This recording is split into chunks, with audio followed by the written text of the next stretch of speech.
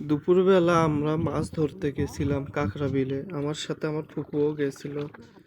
মাছ খুব একটা পাওয়া যাচ্ছিল না, তারপরেও জালি দিয়ে মাছ মারতে খুবই ভালো লাগছিল। আর ফুপু গেছিল আমার সাথে, তাই পাতিল ধরেছিল। আমি মাছ ধরে ধরে সে পাতিলে রাখছিলাম।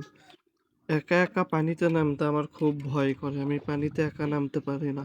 সাথে ফুপু ছিল, তাই একটু সাহস পাচ্ছিলাম, এর জন্য মাছ ধরতেও পারছিলাম। এই বিলটা আমাদের বাড়ির পেছন দিকে হওয়াতে খুব একটা যাওয়ার চলিত নাই আমাদের গ্রামের লোকজনের।